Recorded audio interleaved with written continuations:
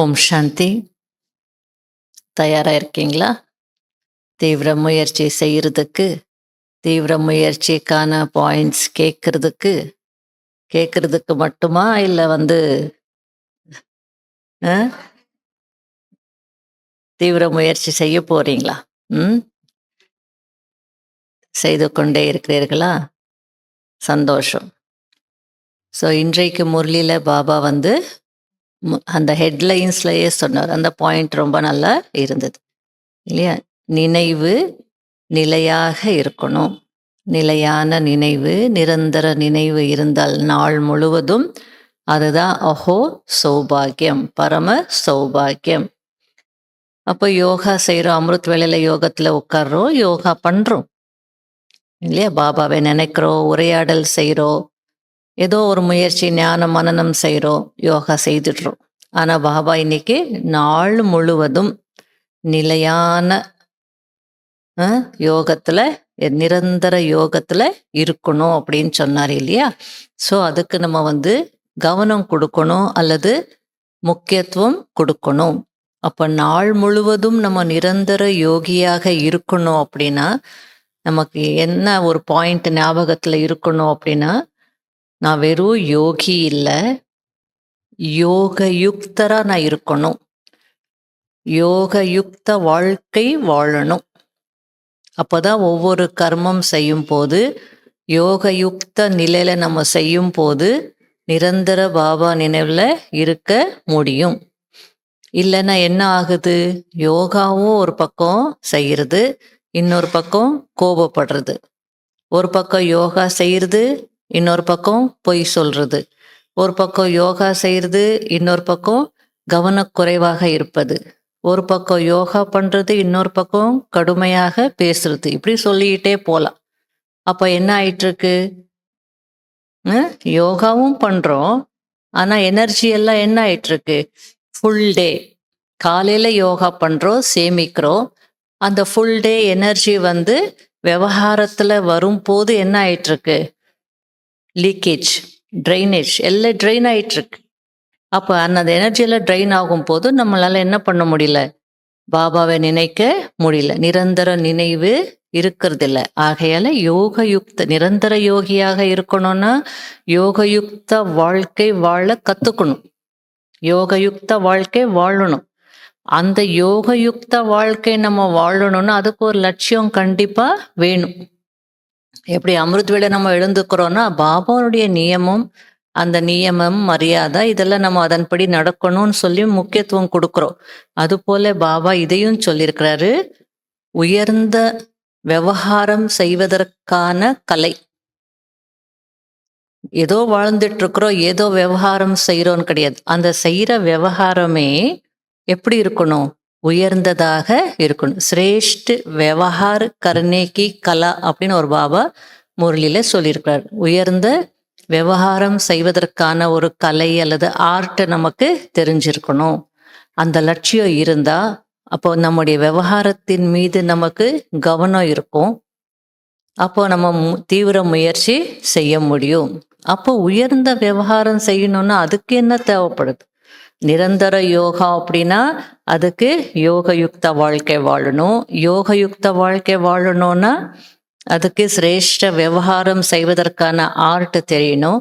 சிரேஷ்ட விவகாரம் செய்வதற்கான அந்த ஆர்ட் நமக்கு தெரியணும்னா அதுக்கு என்ன தேவை? அதுக்கு தான் பாபா விவகாரத்துல ஞானம் அப்படின்றது வேணும் ஓவரால். பட் சிரேஷ்ட விவகாரம் செய்யணும், உயர்ந்த விவகாரம் செய்யணும்னா அதுக்கு நமக்கு அடிப்படை ஃபவுண்டேஷன் அல்லது அஸ்திவாரம் என்ன தேவையா இருக்கு? பணிவு. பணிவு தேவை. நீ யோசிச்சு பாருங்க, நம்ம ஒவ்வொரு விவகாரம் செய்யும் போது அந்த பணிவு இருந்ததுன்னா உங்க மூலமாக பாவம் நடக்காது. அதுக்குதான் பேரு யோக யுக்த நிலை இல்லையா? அந்த யோகயுக்த நிலையில அப்படி நீங்க ஒவ்வொரு கர்மாவும் செய்யும் போது சூக்ஷ்ம பாவங்கள் சேமிப்பாகாது. இல்லைன்னா நம்ம இப்ப சொன்னதெல்லாம் என்ன ஆயிடுது? யோகாவும் பண்றோம், இன்னொரு பக்கம் சூக்ஷ்ம பாவங்களையும் ஸ்தூல பாவங்களையும் செய்துட்டே இருந்தா அந்த பாவங்களுடைய ப்ரெஷர் நம்மளை என்ன பண்ணாது? பாபாவை நினைக்க விடாது. பார்க்குறோம் இல்லையா? பேசிக்கிட்டே இருப்பாங்க. மற்ற விஷயங்கள் செய்துட்டு இருப்பாங்க. அப்போல்லாம் நல்லா இருப்பாங்க. எப்போ ரெட் லைட் போடுறாங்களோ, பாட்டு போடுறாங்களோ, அந்த பாட்டு ஓட ஆரம்பிச்சதுனால என்ன ஆயிடுவாங்க? யோகா வர்றதில்ல. தூங்கிடுவாங்க. அதனால அது வந்து நம்ம ரெக்டிஃபை பண்ணணும். அதனால சிரேஷ்ட ரெக்டிஃபை பண்றதுன்னா, அது நம்மள திருத்திக்கணும்.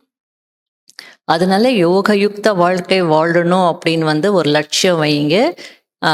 அதுக்கு நான் இன்னைக்கு இன்றைய முழு நாள் என்னுடைய விவகாரம் உயர்ந்ததாக இருக்கணும். அப்போ நான் உயர்ந்த விவகாரம் செய்யக்கூடியவன் அப்படின்றது பிரிண்ட் நமக்குள்ள ஆயிருக்கணும். நம்ம விஷுவலைஸ் பண்ணணும், பிளான் பண்ணணும்.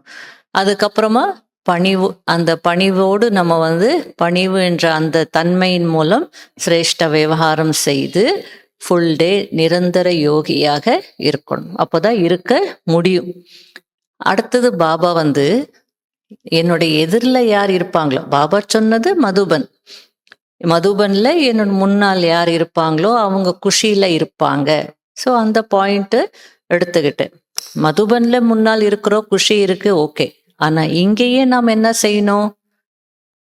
நான் பாபாவின் முன்னால் இருக்கிறேன். அந்த பிராக்டிஸ் பண்ணாலும் நம்ம வந்து நிரந்தர யோகியாக இருக்க முடியும். ஆனால் ஆனால் சதா அப்படி இருக்க முடியுமா? நான் பாபாவின் எதிரில் இருக்கிறேன், முன்னால் இருக்கிறேன், நான் பாபாவை பார்த்து கொண்டிருக்கிறேன்னு சொல்ல முடியுமா? எத்தனையோ விஷயங்கள் கண்களுக்கு தெரியுது. அதனால அதுக்கும் பாபா ஒரு முரளியில சொல்லியிருக்கிறார், பாத்தோங்கோ நெஹி தேக்கோ பாப்கோ தேக்கோ, விஷயங்களை பார்க்காதீர்கள், தந்தையை பாருங்கள். இவங்க இப்படி, அவங்க அப்படி, அவங்க இப்படி செய்தாங்க, இவங்க இப்படி செய்தாங்க, இதையே பார்த்துட்டே இருந்தீங்கன்னா பாபா அங்கே இருக்க மாட்டார். உங்களுடைய நினைவுல இருக்க மாட்டார். உங்க நினைவுல அவங்களுடைய விஷயங்கள் தான் இருக்கும். அப்போ எப்படி நம்ம நிரந்தர யோகியாக முடியும்? அதனால அது இன்னும் டீட்டெயிலா சொல்லியிருக்காரு. எங்க தந்தை இருக்கிறாரோ, பாப், ஹிந்தில ரொம்ப அழகா இருக்கும். எங்க பாப் இருக்கிறாரோ அங்க பாப் இருக்காது. எங்க பாப் இருக்கோ அங்க பாப் இருக்க மாட்டார். பாபா இருக்கிற இடத்துல பாவங்கள் இருக்காது, பாவங்கள் இருக்கிற இடத்துல பாபா இருக்க மாட்டார். எப்படியெல்லாம் புரிய வைக்கிறார்! இவ்வளோ சரளமாக நமக்கு வந்து ஞானம் கிடைச்சிட்டு இருக்குன்னா அதன்படி நடப்பது நம்முடைய கடமை இல்லையா? இதை விட எளிதாக்கி யாராவது கொடுக்க முடியுமா? ஆகையால இன்றைக்கு மட்டும்தான், நாளைக்கு வேணா பார்த்துக்கோங்க. இன்றைக்கு மட்டும்தான் நான் வந்து பாபாவின் முன்னாடி இருக்கிறேன். ஓகே, யாரை பார்த்தாலும் அதாவது நான் என்ன பண்ற முயற்சியிலன்னா ஒரு பிக்சர் கிரியேட் பண்ணி விஷுவலைஸ் பண்ணிடுவேன். நான் பாபாவின் முன்னாடி இருக்கிற எனக்கு பாபா திருஷ்டி கொடுத்துட்டு இருக்கிற, நான் பாபாவிடமிருந்து சக்தி எடுத்துக்கிட்டு இருக்கிற, மகிழ்ச்சியா இருக்கிற, குஷியா இருக்கிற அப்படின்றது ஒரு அனுபவம் பண்ணிட்டு விஷுவலைஸும் பண்ணிடுவேன். அது ஃபுல் டே வந்து அந்த பிக்சர் கண் முன்னாடி வர மாதிரி பார்ப்பேன். அந்த முயற்சி ரொம்ப ஈஸியா இருக்கு. எதுவும் நினைக்க வேண்டாம், பாயிண்ட் என்னன்னு யோசிக்க வேண்டாம். நான் இன்னைக்கு என்ன விஷுவலைஸ் பண்ணேனோ என் பிக்சர், நம்ம பிக்சர் நம்ம பார்த்துக்க முடியுது இல்லையா? அப்போ அதை பிளான் பண்ணிட்டு அந்த பிக்சர் பண்ணிட்டு நம்ம மொபைலெல்லாம் பண்ண வேண்டாம், மைண்ட்ல இல்லையா? அந்த பிக்சர் வந்து அடிக்கடி பார்த்துக்கிட்டே இருந்தா எனக்கு நான் பாபா முன்னாடி இருக்கிறேன் அப்படின்ற அவேர்னஸ், விழிப்புணர்வு இருந்து கொண்டே இருக்கும். இப்படி நம்ம பிராக்டிஸ் பண்ணா நம்ம நிரந்தர யோகியாக இருக்கலாம். இருந்தாலும் என்ன ஆகுது? அதையும் தாண்டி பிரச்சனைகள் வருது, வேண்டாதது செய்துட்டு இருப்பாங்க இல்லைங்களா? அப்போ அந்த நேரத்துல எந்த பார்வையில நம்ம பார்க்கணும்? நான் அப்படிதான் பண்ணுவேன். எந்த பார்வையில பார்க்குறேன், இல்லைன்னா நம்ம ஸ்திதி தான் என்ன ஆயிடுது? கெட்டு போயிடுது. அப்போ என்ன பார்வையில பார்க்கணும்? இவங்க சுபாவம் என்ற சிறைக்குள்ள கைதாகி இருக்கிறார்கள். பழைய சுபாவம், சுபாவத்தினுடைய கைதிகள். சுபாவமே ஒரு சிறை, அந்த சிறையில இருக்கக்கூடிய கைதிகள். அப்போ கைதிகள் அப்படின்னா அவங்க இஷ்டத்துக்கு ஏதாவது செய்ய முடியுமா?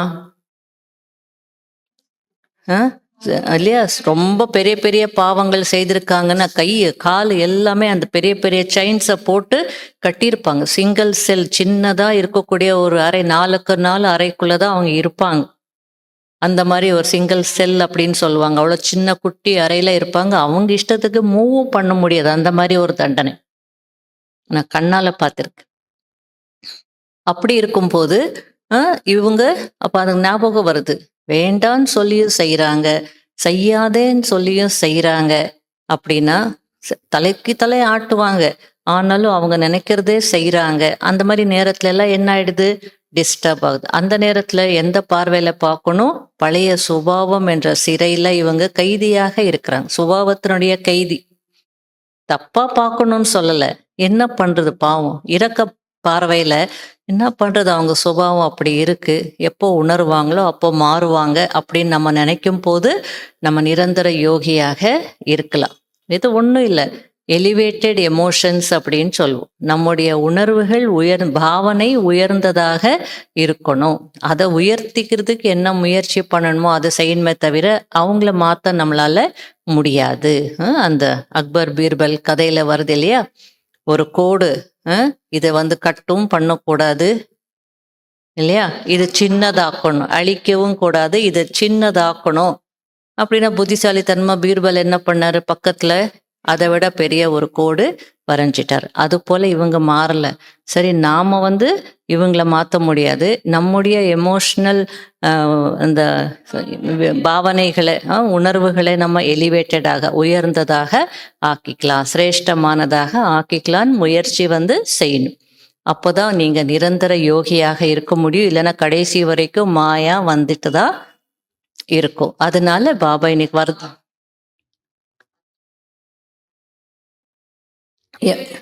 எலிவேட்டட் எமோஷன்ஸ்க்கு பாபா சொல்றாரு இல்லையா முரளியில, அதாவது கம்பேர் பண்ணி பாருங்க அவங்க எப்படி இருக்காங்க உலகத்துல, நான் எப்படி இருக்கிறேன். சமீபத்துல முரளியில வந்ததில்ல, சாக்கார் முரளியில பாருங்க உலகத்தினுடைய நிலைமைய பாருங்க, எவ்வளோ துக்கத்துல இருக்காங்க சொன்னாங்க இல்லையா. அதெல்லாம் நம்ம உணரணும். கோடியில ஒரு சிலராக நீங்க இருக்கீங்கன்னு சொன்னார் இல்லையா, அதை உணரணும். அவ்வியக்த முரளியில அந்த ஃபர்ஸ்ட் பேராகிராஃப்ல எவ்வளோ நம்மளை உயர்த்துறார் பாபா. அப்போ ஒவ்வொரு முரளிலையும் நமக்கு ஊக்க உற்சாகம் வர மாதிரி பாயிண்ட்ஸை மனனம் பண்ணணும். அப்போ நம்முடைய மைண்ட் எலிவேட்டட் ஸ்டேஜ்ல இருக்கும், உயர்ந்ததாக இருக்கும்.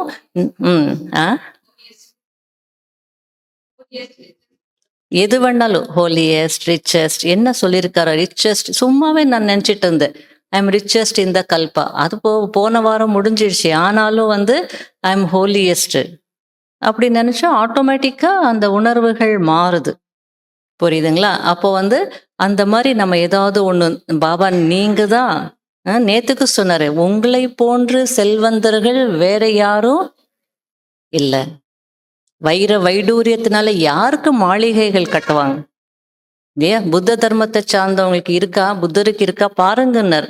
அதெல்லாம் படிக்கும் போது உங்களுக்கு ஸ்டேஜ் ஏறலையா மேல? இல்லையா? உயர்ந்த நிலைக்கு போயிடணும். ஏன் சொல்றேன்னா, மேல போக போக இப்ப இங்க 2 பேரும் சண்டை போட்டுக்கிட்டு இருந்தாங்கன்னா பாப்பீங்க. எதுக்கு இவங்க சண்டை போட்டுட்டு இருக்காங்க? நிப்பீங்க, கேட்பீங்க. அப்ப பாக்குறதும் வேஸ்ட்டு, கேட்கறதும் வேஸ்ட்டு. இல்ல நீங்களும் சில நேரத்துல பேசிடுவீங்க. எல்லாம் வேஸ்ட்டு. அப்ப யோகத்துல என்ன வரும்?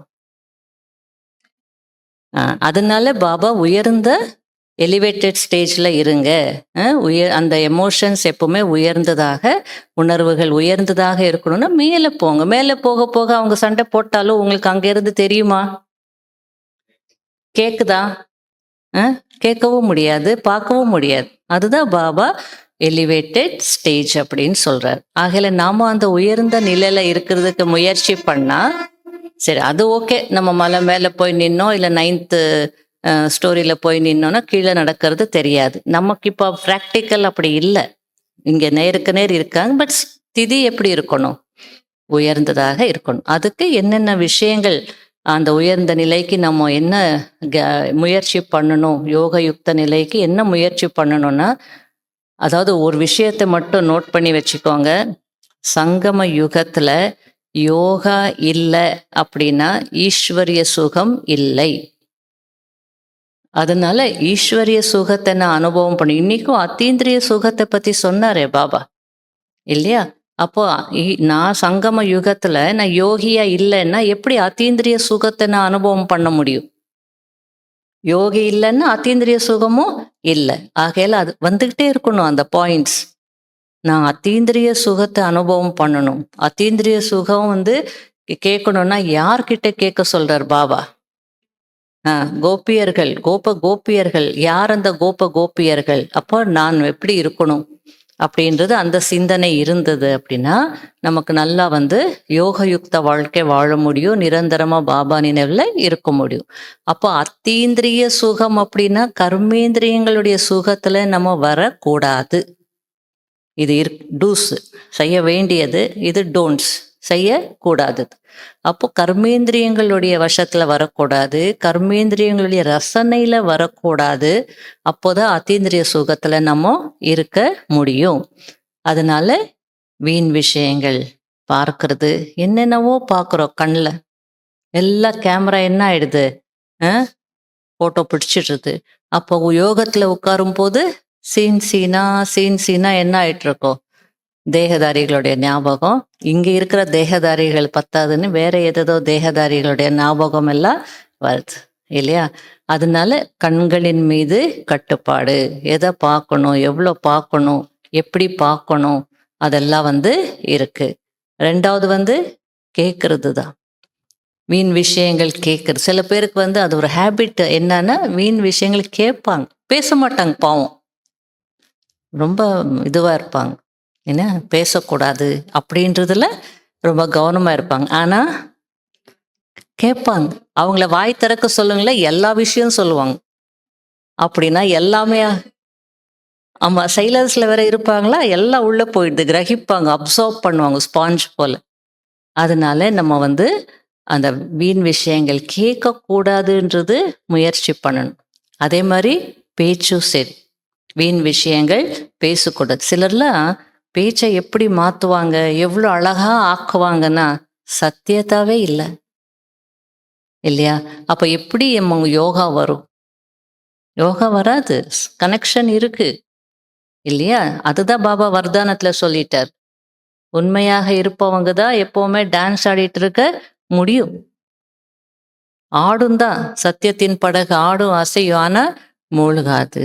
அதனால இன்னைக்கு அதையும் அனுபவம் பண்ணணும் இல்லையா? உண்மையாக இருந்து நான் நடனம் ஆடிக்கொண்டே இருக்கணும். அதுக்கு கர்மேந்திரியங்களுடைய ரசனையில நான் வரக்கூடாது.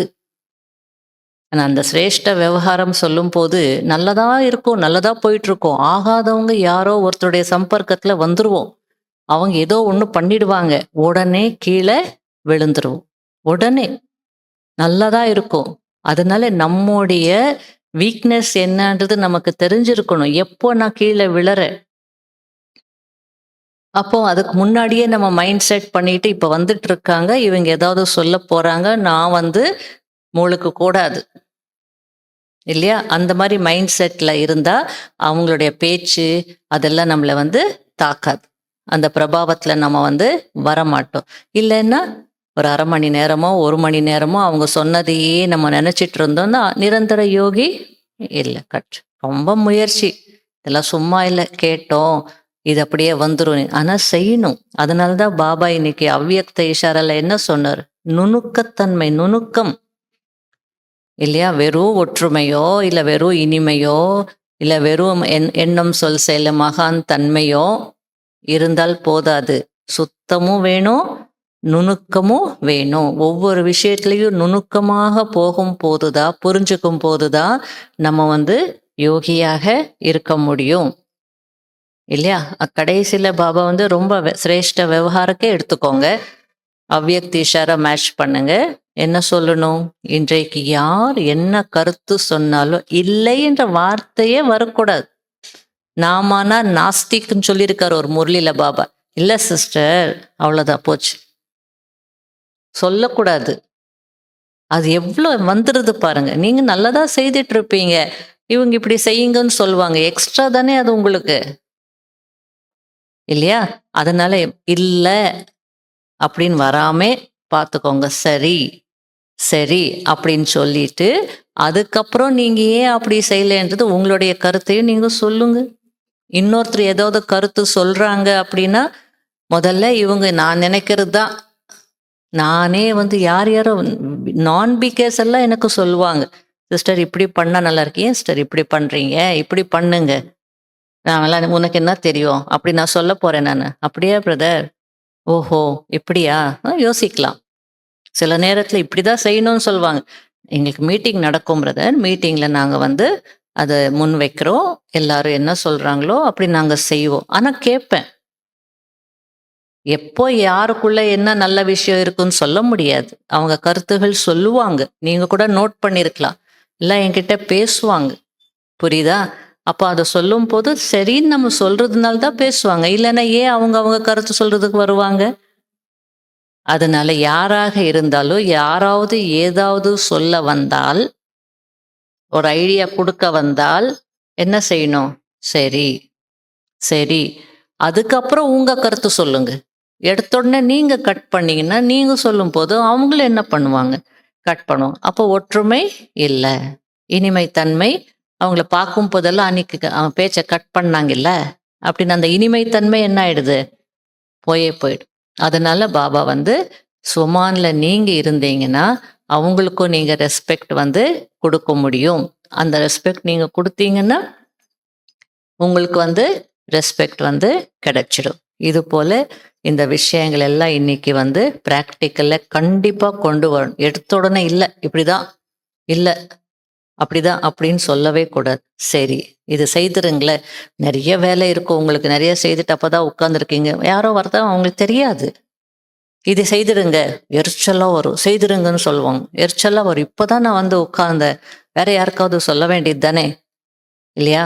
அந்த நேரத்திலயும் விழிப்புணர்வுல இருந்து, சரி, சரி அப்படின்னு சொல்லிட்டு, நான் இப்பதான் வந்தேன்னு சொன்னா என்ன சொல்லப் போறாங்க? இல்லையா? அவங்களே நான், "ஓ! அப்படியா? சரி, சரி. நான் வேற யாருக்காவது சொல்றேன்."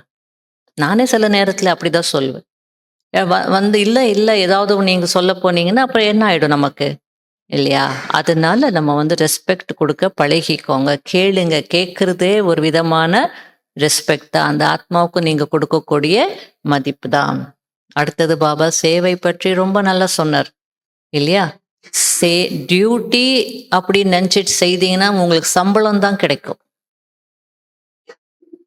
என் டியூட்டி இது. என் டியூட்டி சிலர்லாம் சொல்லுவாங்கல்ல, என்னுடைய டியூட்டி இது சேவையில கூட டியூட்டின்னுவாங்க.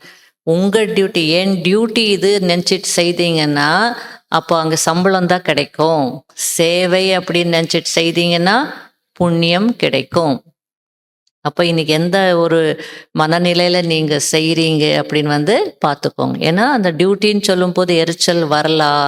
கொஞ்சம் ஓவர்லோடா இருக்கலாம் சில நேரத்துல. இனிமை தன்மை போகலாம், பணிவு தன்மை போகலாம். எல்லாமே வந்து வாய்ப்பு இருக்கு. நுணுக்கத்துல போகறதில்ல, இல்ல மகான் தன்மை இருக்கிறதில்ல. ஆனா சேவை நெனச்சா எல்லாமே வந்துடும். அதுவும் சேவை பத்தி சொல்லும்போது பாபா என்ன சொல்றார்? மனசா, வாச்சா, கர்மனா. மனம், சொல், செயல் 3 சப்ஜெக்ட் இருக்குல்ல. 3 சப்ஜெக்ட் இருக்குல்ல. 3யும் நம்ம வந்து செய்யணும். 3லயும் நம்ம என்ன பண்ணணும்? மார்க் வந்து வாங்கணும். அந்த ஞாபகமும் நமக்கு புத்தியில இருக்கணும். ஸ்லோகன்லயும் ரொம்ப நல்லா சொன்னாரு. அனைத்து சக்திகளுடைய வெளிச்சம் இருந்ததுன்னா, மாயா வராது. லைட். சர்வசக்திகளுடைய லைட். அப்ப சர்வசக்திகளுடைய லைட் எப்போ கிடைக்கும்? இன்னைக்கு ஃபுல் டே அதே பாயிண்ட் தான் எதிர்ல. ஞான சூரியன் முன்னாடி நான் இருக்கிறேன். அவருடைய அனைத்து சக்திகளுடைய லைட் எனக்கு கிடைச்சிட்டு இருக்கு. ஆகையில இங்க என்ன இருக்க முடியாது? இருள். மாயான்னா நான் இருள் இருக்க முடியாது. அப்ப அந்த வெளிச்சம், நாலெட்ஜ் இஸ் லைட் சொல்லுவாங்க இல்லையா? அந்த வெளிச்சம் இருக்கும்போது பயம் வருமா? இருள் அப்படின்னா என்ன? இருளுன்னா என்ன? பயம். இன்செக்யூரிட்டி. அதனால தானே தவறுகள் நடக்குது. பயத்தினால, அந்த இன்செக்யூரிட்டினால. கிடைக்கலன்னா என்ன பண்றது? அப்பதானே பொய் சொல்றாங்க. அப்பதானே ஏதாவது ஏமாத்துறாங்க. துக்கம். ஏமாத்துனா அடுத்தது என்ன வரும்? துக்கம். இல்லையா? இதெல்லாம் வந்து சோம்பேறித்தனம், கவனக்குறைவு எல்லாமே என்ன? இருள். அப்ப அந்த சக்தி நம்மிடம் இருந்தது, வெளிச்சம், ஞான வெளிச்சம் இருந்ததுன்னா, அப்ப வந்து நம்மள சுத்தி அந்த இருள் வந்து இருக்காது. இந்த எல்லா விஷயங்களுக்கும் இன்றைக்கு கவனம் கொடுத்து, அப்பப்போ ம் திரும்ப திரும்ப அத பார்த்து படிக்கணும். ரிவைஸ் பண்ணணும். அந்த ரிவைஸ் பண்ணால்தான் ஞாபகம் இருக்கும். அதுக்கப்புறம் தண்டவாளத்துல ட்ரெயின் ஏத்துன மாதிரி, அது பாட்டுக்கு அந்த முயற்சி போயிட்டே இருக்கும். ஓம் சாந்தி. ஓம். சாந்தி.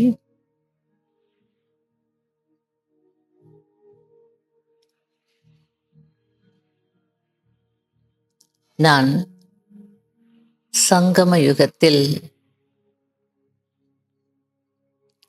ஈஸ்வரிய சுகத்தை அனுபவிக்கக்கூடிய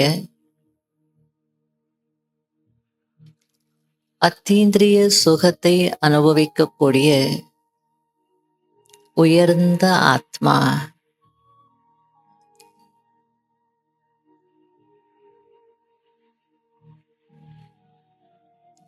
நான்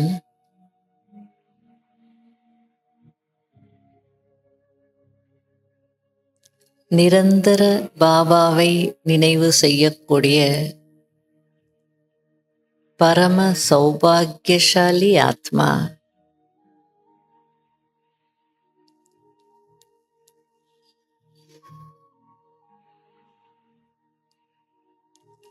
நான் சிரேஷ்ட விவகாரம் செய்யக்கூடிய யோகயுக்த வாழ்க்கை வாழும்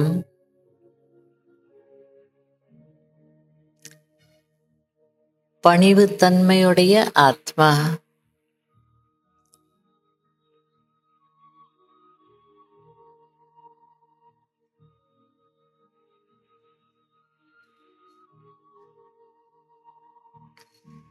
உணர்வுகளை உயர்ந்ததாக வைத்துக்கொண்டு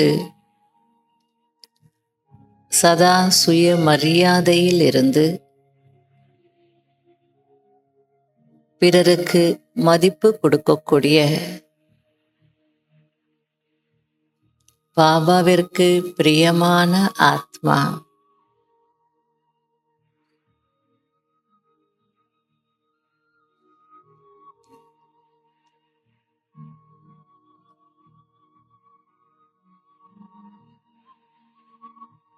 சேவையில் எலும்புகளையும் அர்ப்பணித்து நன்றாக சேவை செய்து அனைவரையும் திருப்திப்படுத்தக்கூடிய ஆத்மா.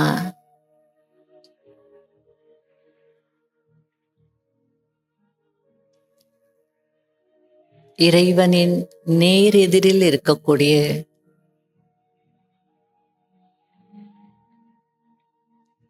மகிழ்ச்சியான ஆத்மா.